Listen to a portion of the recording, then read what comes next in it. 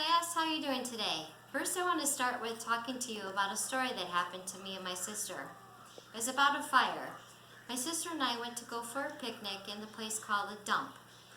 It was a dump that had a lime pit, and so we would take the refrigerator and take it for a little ride as a boat across the little way, and there was garbage everywhere. And so we decided to have a little fire pit, and we were roasting hot dogs. After the hot dogs were done, we decided we were going to douse it out with our lemonade. Well, little did we know, it actually ignited it and made it worse. The whole fire dump started on fire. We ran to our nearest neighbor, which happened to be a friend of ours' aunt. She said to go home and she would call the police. So we ran home, and we could see from my bedroom window, which is about 1.5 miles away from where our house was. We could see that the fire was burning, and then finally the fire department came. And I tell you this story because it reminded me of the Australian fires that are happening right now. Have you heard about the devastating wildfires in Australia? You may wonder why this is so important and why you should care. I have done the research and found the information to be astounding. I hope you can see the impact on the environment, the people, and the animals.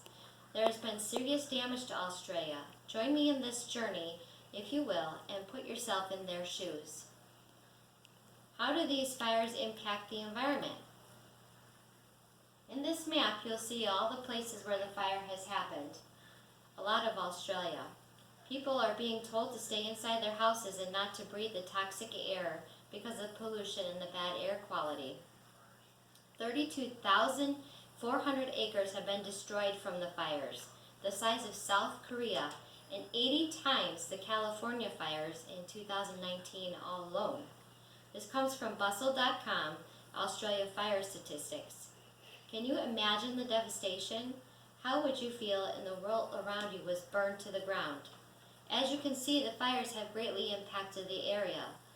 Let us see now how it affects the people and the animals. Here you'll see some firemen that have just got done fighting the fire. Here is a fireman. Right here you can see a little bit of a koala bear. He's feeding a koala bear. Obviously these are koalas and kangaroo. Here's where it gets inhumane. The people and the animals were greatly impacted by the fires. 24 people lost their lives, 3 of which were firefighters. Over 1 billion animals, not million, billion animals were estimated to have their lives taken. Like this koala, for instance. They no longer have a home. They are having to take care of their animals in the shelters and the zoos. They are not in their natural habitats. This devastation took over 1,588 homes and damaged 653 more. 4,000 people are having to be evacuated. The state of Australia is in a state of emergency.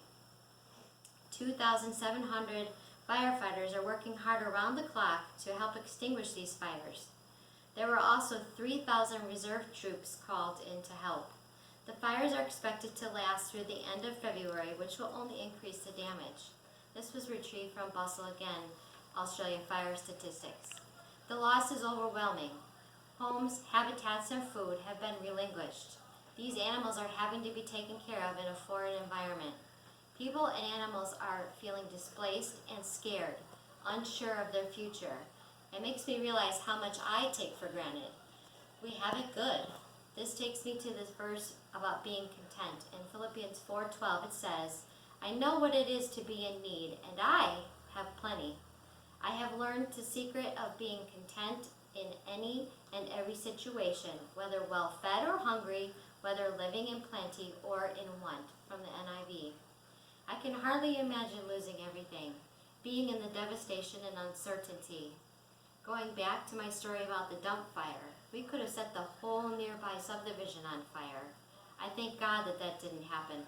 In fact, no one else even knew that we were the ones that set the fires. Although we did not set the fires intentionally, 24 people were charged with deliberately setting these Australian fires. This was retrieved from the ABC 7 Chicago News. In conclusion, I hope after seeing the destruction of Australia, you will know the sacrifices of the environment, the people, and the animals have made. The fires have had big impact on Australia, as you can see. My hope is that you might act on your feelings and be compelled to help.